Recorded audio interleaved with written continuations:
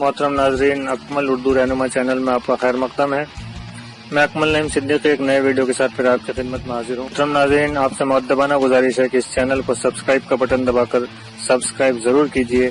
इसके बाद bell icon को दबाइए ताकि नया वीडियो अपलोड होते ही आपको नोटिफिकेशन के जरिए इसकी इत्तला मौसूल हो जाए। और वीडियो को मजीद लोगों तक पहुँचाने के लिए इसे लाइक और शेयर जरूर कीजिए।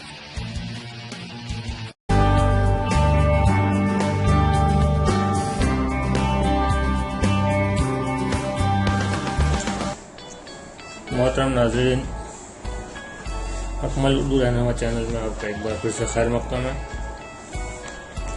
आज हम उर्दू टीचिंग मेथड्स यानी तदरीस ज़बान उर्दू के बारे में जानकारी हासिल करेंगे। मोहतरम नाज़रीन, जैसा कि आप जानते हैं कि किसी भी ज़बान को जब हम बच्चों को सिखाते हैं तो ज़बान की महारतों का इल्म हमें होना ज़रूरी है। ज़बान की जो महारतें हैं उसमें सबसे पहली महारत है सुनना, दूसरा है बोलना, तीसरा पढ़ना, चौथा लिखना और जो सबसे अहम मकसद है वो है समझना। मोहतरम नाज़रीन, बच्चा जब दुनिया में पैदा होता है तो वो सिर्फ एक सलाहियत लेकर आता है जिसको हम कहते हैं सुनने की सलाहियत, यानी वो सुन सकता है, वो बोल नहीं सकता। सुनने की बुनियाद पर अपने आसपास के माहौल की बातों को सुनकर, अल्फाज को सुनकर, ज़बान को सुनकर वो बोलना सीखता है। बोलना सीखने के बाद वो पढ़ना सीखता है और पढ़ना सीखने के बाद वो लिखना सीखता है। और सबसे आखिरी सलाहियत सुनना, बोलना, पढ़ना और लिखना के बाद जो सबसे ज़्यादा अहमियत के हामिल है वो है समझना। सबसे आखिर में वो चीज़ों को समझने की काबिलियत उसके अंदर पैदा होती है। अंग्रेज़ी के अंदर इस उसूल को शॉर्टकट में हम LSRWU के नाम से याद कर सकते हैं। L का मतलब है लिसनिंग, S का मतलब स्पीकिंग, R से रीडिंग, W से राइटिंग और U से अंडरस्टैंडिंग। ये सीखने की एक तरतीब है। सीखने की इस तरतीब में अगर हम देखें तो बोलना और लिखना इसकी हैसियत अमली है, क्योंकि अमली तौर पर बच्चा बोलता है और लिखता है, जबकि पढ़ना और समझना इसकी हैसियत नजरी है। तदरीस की तरतीब की अगर हम बात करें तो सबसे अव्वल जो अहमियत है वो बोलने की है और दोयम दर्जा है लिखना। यानी बच्चे को आप सबसे पहले बोलना सिखाते हैं, अल्फाज या हुरूफ बोलना आप उसको पहले सिखाते हैं, और जब वो बोलना सीख जाता है तब हम उसको लिखना सिखाते हैं। तो आपका जो तदरीस का अव्वलीन मकसद है ज़बान सिखाने के ताल्लुक़ से वो है बच्चे को बोलना सिखाना, और दोयम जो आपका मकसद है वो बच्चे को लिखना सिखाना।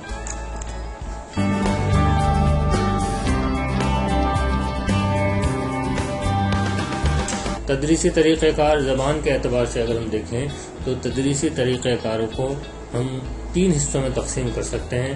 यानी आपके ज़बान की तदरीस के दौरान 3 अहम मकासद होते हैं।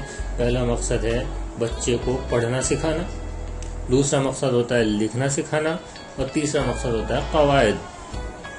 इस तरह से पढ़ना सिखाने के कुछ तरीक़े हैं, दोयम लिखना सिखाने के जो तरीक़े हैं उस पर हम बात करेंगे, और तीसरी चीज़ है क़वायद की तदरीस के क्या क्या तरीक़े हैं, क़वायद बच्चों को कैसे सिखाए जाएं।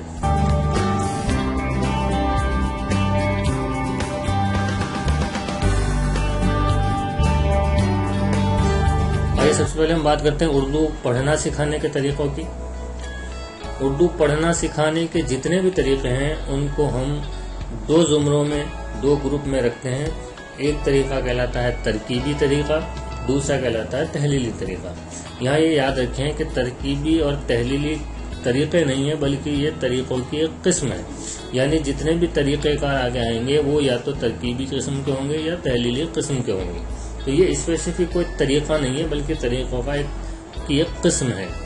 तो जो तरकीबी तरीक़े हैं, जो तरकीबी तरीक़े का जो ग्रुप है उसके अंदर कौन कौन से तरीक़े आते हैं, आइए उसको हम देखते हैं।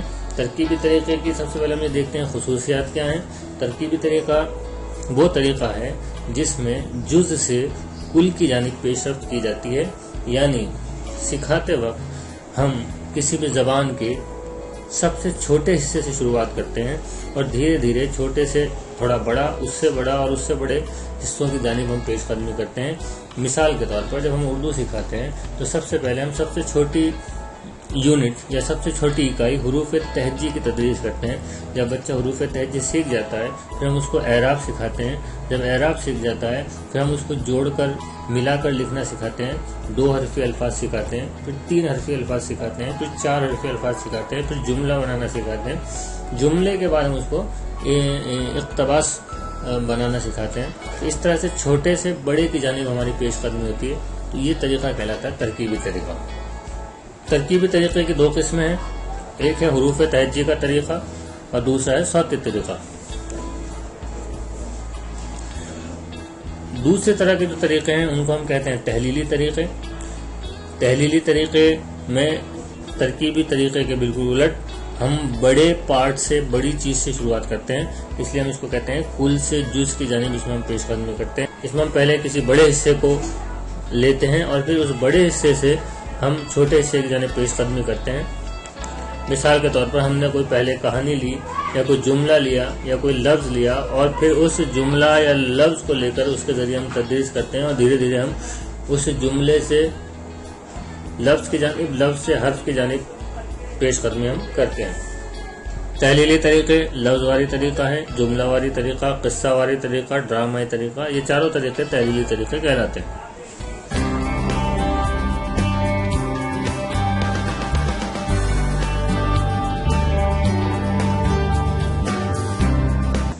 ترکیبی طریقوں میں پہلا طریقہ ہے حروف تہجی کا طریقہ۔ آپ یہاں یہ بات ذہن میں رکھیں کہ ہم اردو پڑھنا سکھانے کے طریقوں کی بات کر رہے ہیں۔ تو اردو پڑھنا سکھانے کا پہلا طریقہ ہے حروف تہجی کا طریقہ۔ حروف تہجی یعنی الف سے لے کر بڑی آ تک کے جو حروف ہیں اردو میں ان کو ہم حروف تہجی کہتے ہیں۔ یہ سب سے قدیم طریقہ ہے، یہ ایک روایتی طریقہ ہے، اس کو ہم ہجے کا طریقہ بھی کہتے ہیں۔ اس طریقے سے بچوں کی حروف شناسی مضبوط ہو جاتی ہے، یعنی بچوں کو حروف کی پہچان اچھی ہو جاتی ہے۔ یہ اس طریقے کی کچھ کمزوریاں بھی ہیں اور وہ کمزوریاں یہ ہیں کہ یہ غیر نفسیاتی طریقہ ہے، کیونکہ اس طریقے میں بچوں کو حروف تہجی رٹواتے ہیں، اس لیے یہ غیر منطقی بھی ہے۔ اس طریقے میں رٹوانے پر زور دیا جاتا ہے، اس لیے یہ تھوڑا بوجھل طریقہ ہے اور اس میں استاد کا ڈر جو ہے وہ بڑی اہمیت کا حامل ہوتا ہے، کیونکہ بچہ استاد کے ڈر کی وجہ سے الفابیٹ کو رٹ لیتا ہے۔ یہ جو حروف تہجی کا طریقہ ہے، اس کے طریقہ کار پر اگر ہم بات کریں تو اس طریقے میں سب سے پہلے ہم حروف کو یا ان کے نام کو جو ہے یاد کرواتے ہیں، حروف کی آوازیں اور شکلیں اس کے بعد ہم یاد کرواتے ہیں۔ اس کے بعد ہم اعراب یعنی علی زبر اور زیر پیش کی مشق کرواتے ہیں۔ اس کے بعد ہم آدھے بننے والے اور جو حروف آدھے نہیں بنتے ہیں اس کی پہچان کرواتے ہیں، وہ یاد کروائے جاتے ہیں۔ اس کے بعد ہم حروف کی ملوا شکلوں کی مشق کرواتے ہیں اور یہ سب ہونے کے بعد ہم بچوں کو لکھنا سکھانا شروع کرتے ہیں، جس میں ہم 2 حرفی الفاظ، 6 حرفی الفاظ، 4 حرفی الفاظ، ان الفاظ کی مشق کرواتے ہیں اور اس کے بعد ہم جملہ اور اقتباس کی جانب جو ہے ہم رجوع کرتے ہیں۔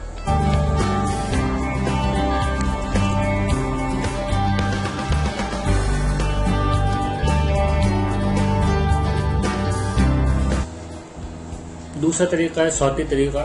صوت کا مطلب ہوتا ہے آواز کا طریقہ۔ اردو حروف تہجی کے توسط سے ایک بات آپ یہ جان لیں کہ اردو حروف تہجی کے جو نام ہیں وہ الگ ہوتے ہیں، اردو حروف تہجی کی آوازیں الگ ہوتی ہیں۔ مثال کے طور پر آپ سب سے پہلا حرف لیں الف۔ الف کا نام الف ہے لیکن اس کی آواز آ کی نکلتی ہے۔ اسی طرح سے لیجیے، مان لیجیے آپ بات کریں جیم، نام اس کا جیم ہے لیکن اس کی آواز نکلتی ہے ج کی۔ حروف تہجی کے طریقے میں ہم بچے کو حروف کے نام یاد کرواتے ہیں، جبکہ صوتی طریقے میں ہم بچے کو حروف کے نام نہ یاد کروا کر اس کو حروف کی آوازیں یاد کروائی جاتی ہیں۔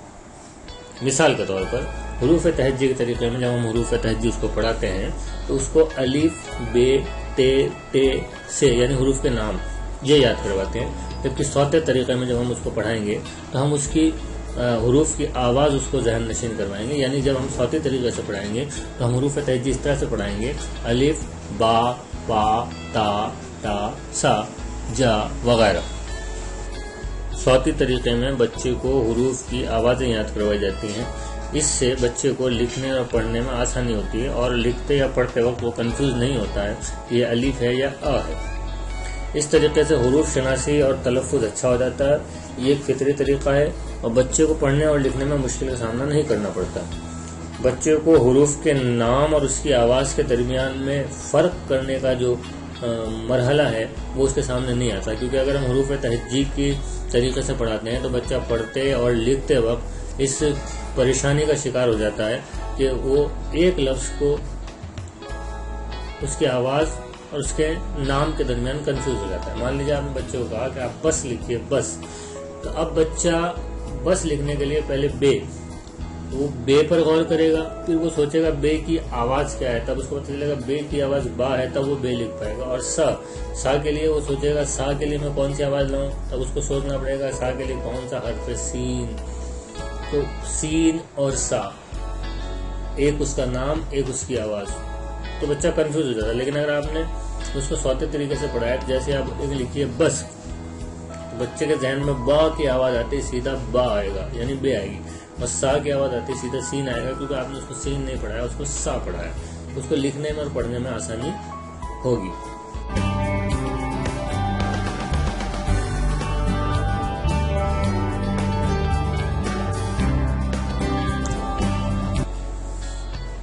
ترکیبی طریقے دو ہی تھے، حروف تہجی کا طریقہ اور صوتی طریقہ۔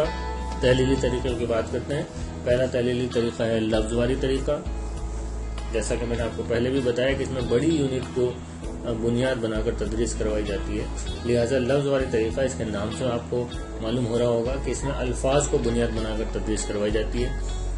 اس میں کوئی ایک لفظ لے لیا جاتا ہے تو اس لفظ کی بناوٹ اور اس لفظ کے تلفظ کی مشق کروائی جاتی ہے، پھر لفظ میں شامل حروف کی پہچان کروائی جاتی ہے اور پھر ان حروف کی مدد سے نئے لفظ بنوائے جاتے ہیں۔ اس طرح سے بچوں کو ایک لفظ، اس میں آئے ہوئے حروف اور ان حروف سے نئے بننے والے الفاظ کی جانکاری ہوتی ہے اور اس کی لفظ شناسی اور حروف شناسی مضبوط ہو جاتی ہے۔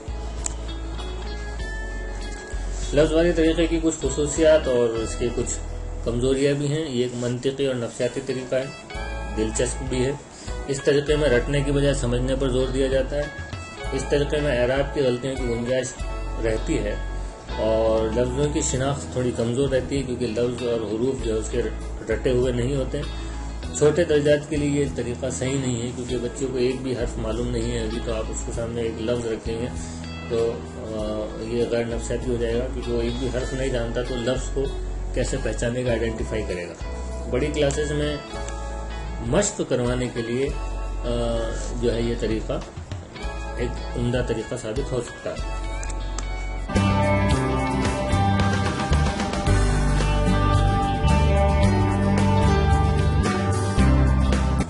جملہ والی طریقہ لفظ واری کی طرح ہے، جیسے لفظ واری طریقے میں لفظ کو بنیاد بنایا جاتا ہے، ویسے جملہ واری طریقے میں جملے کو بنیاد بنایا جاتا ہے۔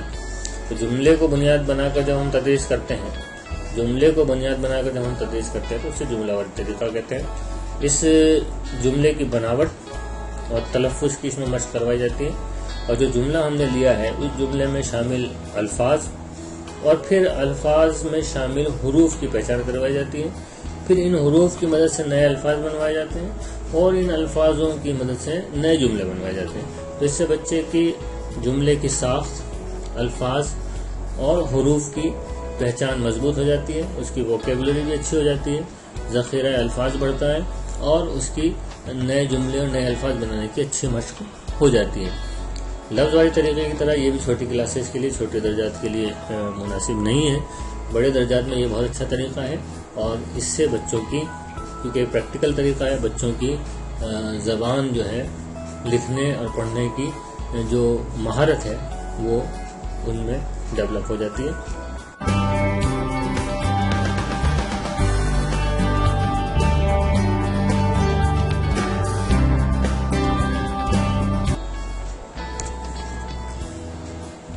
قصہ واری طریقہ یہ بھی ایک تحلیلی طریقہ ہے۔ اس میں کسی کہانی یا قصے کو بنیاد بنا کر تدریس کرتے ہیں۔ بچوں کو پہلے کوئی کہانی یا قصہ سنایا جاتا ہے یا 5-7 تصویروں کی مدد سے بچوں کے سامنے ایک کہانی یا قصہ پیش کیا جاتا ہے، پھر ان تصاویر میں یا قصے میں آئے ہوئے الفاظ کو ہم موضوع بناتے ہیں، ان الفاظوں کی مدد سے پھر ہم واپس اسی طرح سے حروف کی طرف آتے ہیں، پھر ان حروف سے نئے الفاظ بناتے ہیں۔ اس طرح سے جو ہے بچوں کو روزانہ کچھ نئے الفاظ اور کچھ نئے حروف سیکھنے کو ملتے ہیں۔ یہ ایک طرح سے جملہ واری طریقے کا ہی بڑا روپ ہے۔ قصہ واری طریقہ،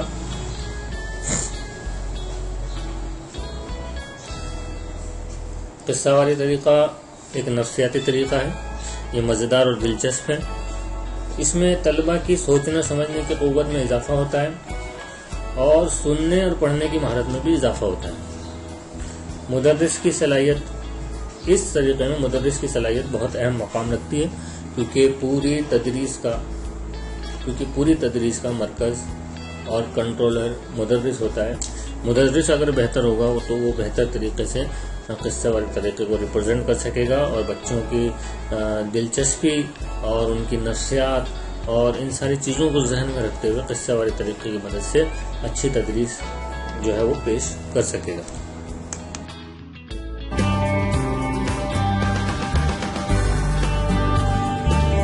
اردو پڑھنا سکھانے کے طریقوں کے بعد ہم بات کرتے ہیں اردو لکھنا سکھانے کے طریقے۔ اردو لکھنا سکھانے کے 3 طریقے بیان کیے جاتے ہیں۔ پہلا طریقہ ہے ابجدی طریقہ، دوسرا ہے پیستالوجی طریقہ اور تیسرا ہے مونٹیسری طریقہ۔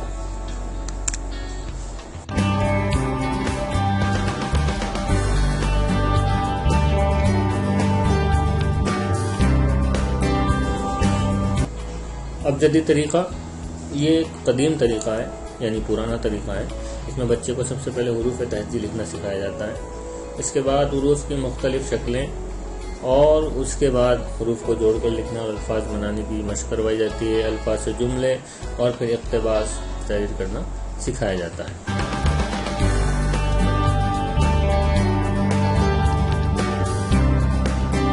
اردو لکھنا سکھانے کا دوسرا طریقہ پیستالوجی طریقہ ہے۔ یہ بہت ہی چھوٹی عمر میں اسکول میں داخل بچوں کے لیے استعمال کیا جاتا ہے۔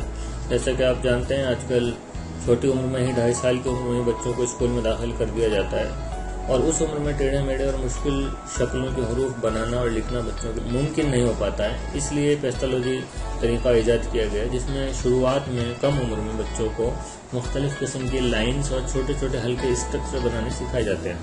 تو اس طریقے میں سب سے پہلے بچوں کو آسان لکیریں یا خط بنانے کی مشق کروائی جاتی ہے، جیسے خط مستقیم یعنی سیدھی لائن، خط مخنی یعنی ترچھی لائن، خط خمیدہ، دائرہ یعنی گولا یا سرکل، نصف دائرہ یعنی ہاف سرکل، مستطیل جس کو ہم آیت بھی کہتے ہیں، مربع جس کو ہم ورگ کہتے ہیں، اسکوائر کہتے ہیں، اور نقطہ وغیرہ کی مشق کروائی جاتی ہے۔ ان تمام مشقوں کے بعد بچے بڑی آسانی سے حروف لکھنا سیکھ جاتے ہیں، کیونکہ وہ یہ اس طرح کے اسٹرکچر بنانا سیکھ جاتے ہیں جو حروف بنانے میں کام آتے ہیں۔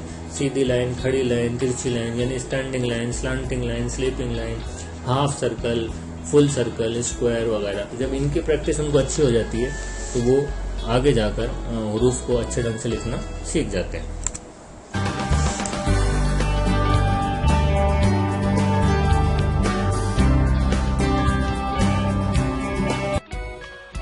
مونٹیسری طریقہ اٹلی کی خاتون ماریا مونٹیسری کا ایجاد کرتا ایک دلچسپ طریقہ ہے۔ اس طریقے میں حروف شناسی کے لیے گتے کے رنگین ٹکڑوں کو حروف کی شکل میں کاٹ کر بچوں کے سامنے پیش کیا جاتا ہے۔ بچے ان حروف کو دیکھ کر اور چھو کر آسانی سے ذہن نشین کر لیتے ہیں۔ ان حروف کو قریب رکھ کر الفاظ بھی بنائے جا سکتے ہیں، جیسے مان لیجیے آپ کو کھانا لکھنا ہے تو آپ کھ، آ کا ڈنڈا، نا اور آ کا ڈنڈا، یہ 4 حروف کے گتے کے ٹکڑوں پر کٹے ہوئے ان کو قریب قریب رکھیں گے تو لفظ کھانا بن جائے گا۔ لیکن اردو کے ساتھ مسئلہ یہ ہے کہ اردو میں لکھتے وقت اردو کے حروف کی شکلیں تبدیل ہو جاتی ہیں، اس لیے اردو کی تدریس میں یا اردو لکھنا سکھانے میں ماریا مونٹیسری کا طریقہ مؤثر نہیں ہے یا کام نہیں آ سکتا۔ یہ طریقہ اردو کے لیے کارگر نہیں ہے، کیونکہ لکھنے کے دوران حروف کی شکلیں تبدیل ہو جاتی ہیں۔ مان لیجیے آپ کو زندگی لکھنا ہے تو آپ نے زے کا کارڈ رکھا، اس کے بعد آپ نون کا کارڈ لائیں گے تو نون پورا ہوگا، جبکہ زندگی میں نون آدھا ہوگا، دال پوری ہوگی، گاف آدھا ہوگا، گاف کے اندر یا پوری ہوگی۔ یہ جو آدھی شکلیں ہیں، آدھی شکلوں کے کارڈ بنائے نہیں جا سکتے، اور بنا بھی دیں گے آپ تو ان کو جوڑا نہیں جا سکتا، اس لیے اردو کے لیے طریقہ کارگر نہیں۔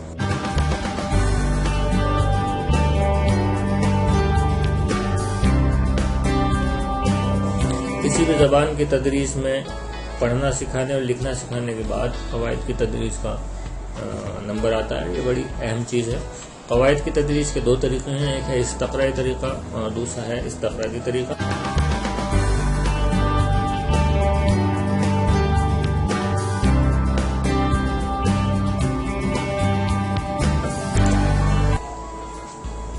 استقرائی طریقہ قواعد کی تدریس کا ایک جدید طریقہ ہے. یہ جانی پہچانی باتوں سے انجانی باتوں کو سکھانے کی جانب پیش قدمی کرنے کا طریقہ ہے. یعنی شناسہ سے غیر شناسہ کی جانب پیش قدمی اس میں ہم کرتے ہیں. نون ٹو ان نون جسے ہم انگلش میں کہہ سکتے ہیں.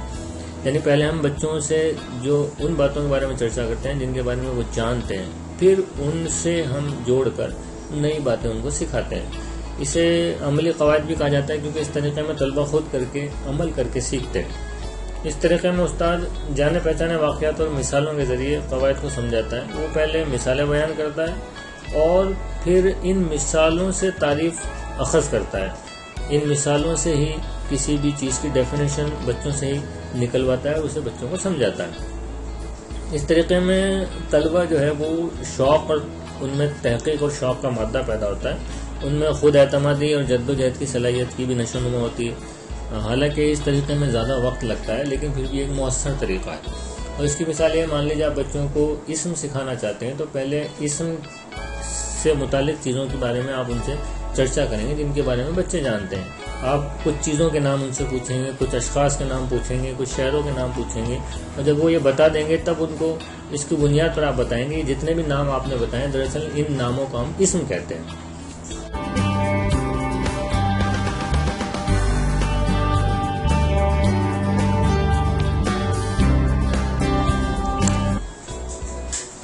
استخراجی طریقہ, یہ استقرائی طریقے کا الٹا طریقہ ہے اور قواعد کی تدریس کا یہ ایک روایتی طریقہ ہے. اس میں انجانی باتوں سے جانی پہچانی باتوں کی طرف ہم پیش قدمی کرتے ہیں, یعنی ان نون ٹو نون کی طرف ہم چلتے ہیں.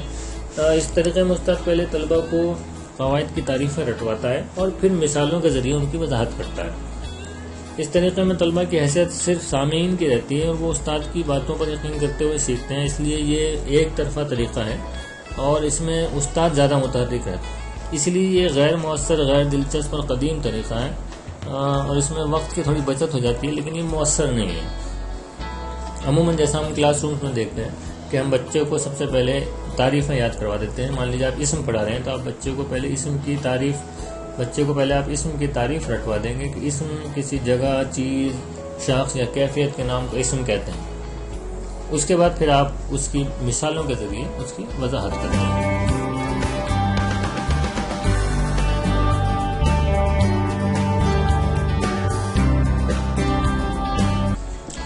زبان کی تدریس کے کچھ مزید طریقے اور ہیں جس میں ساختی طریقہ, ترجمہ واری طریقہ اور براہ راست طریقہ بھی ہے. ساختی طریقہ یعنی اسٹرکچرل میتھڈ. ساختی طریقے میں کچھ الفاظ اور ان سے بننے والے جملوں کی ساخت یا ٹیبل بنائی جاتی ہے. ان جملوں کی طلبہ سے صحیح آواز, تلفظ اور لب و لہجے کے ساتھ مشق کرواتے ہیں. اس سے طلبہ میں جو ہے وہ سننے, بولنے, پڑھنے اور لکھنے کی مہارت میں ان کی اضافہ ہو جاتا ہے. اس ٹیبل کی مدد سے وہ نئے نئے جملے بناتے ہیں اور نئے اس سے معنی اخذ کرتے ہیں. یہ ایک عملی طریقہ ہے. اس طریقے میں طلبہ کو متحرک رہنا پڑتا ہے, ان میں سیکھنے کا شوق اور جستجو بنی رہتی ہے. یہ ایک دلچسپ طریقہ ہے.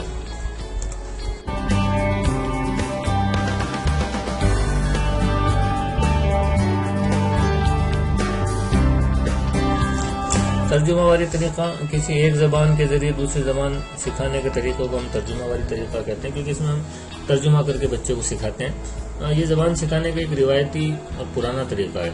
اس طریقہ تدریس میں سکھائی جانے والی زبان کے حروف, الفاظ اور جملوں کا ہم مادری زبان میں ترجمہ کرتے ہیں پھر ان کو سکھاتے ہیں. جیسے ہندی میڈیم اسکولوں میں انگریزی سکھائی جاتی ہے.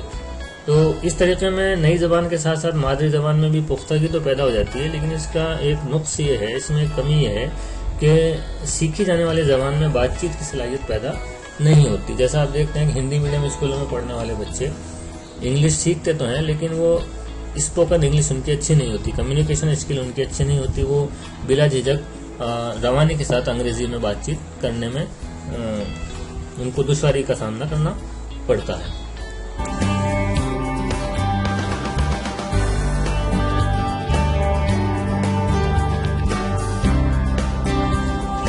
براہ راست طریقہ یعنی ڈائریکٹ میتھڈ، یہ ایک فطری طریقہ ہے جس میں ایک زبان کو سکھانے کے لیے دوسری زبان کا سہارا نہیں لیتے، بلکہ اسی زبان میں ڈائریکٹ براہ راست دوسری زبان میں تدریس کی جاتی ہے۔ جیسے انگلش میڈیم اسکولس میں بچوں کو ڈائریکٹ انگلش کے تھرو ہی انگلش سکھائی جاتی ہے، اس کو ہم کہتے ہیں ڈائریکٹ طریقہ۔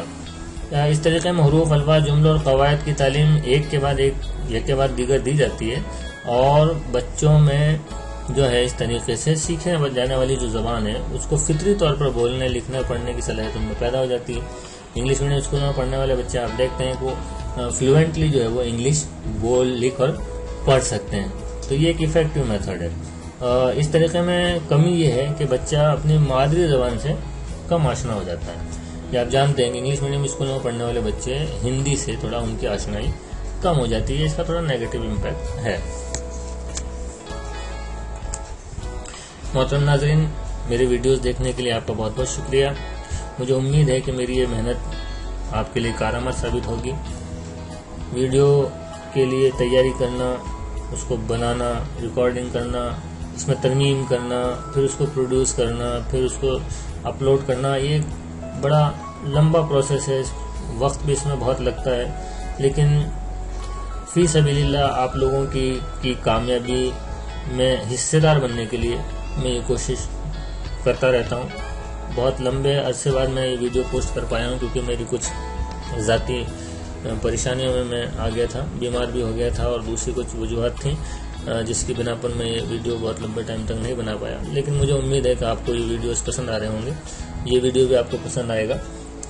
سبسکرپشن کی تعداد تھوڑی کم ہے، میری آپ سے گزارش ہے کہ آپ خود بھی ان ویڈیوز کو سبسکرائب کریں اور اپنے دوستوں کو بھی سبسکرائب کرنے کے لیے کہیں، تاکہ زیادہ سے زیادہ لوگوں تک یہ ویڈیوز پہنچیں اور زیادہ سے زیادہ لوگ اس سے فائدہ اٹھا سکیں، اور مجھے زیادہ سے زیادہ ثواب حاصل ہو سکے، آپ لوگوں کو بھی ثواب حاصل ہو سکے، اور سب سے بڑی بات یہ ہے کہ مجھے خوشی ہوگی کہ میرے ان ویڈیوز کو دیکھ کر اگر آپ اپنے امتحانات میں کامیابی حاصل کرتے ہیں اور اپنی منزل مقصود کو حاصل کرتے ہیں، تو اس سے بڑی زیادہ خوشی کی بات میرے لیے اور نہیں ہو سکتی۔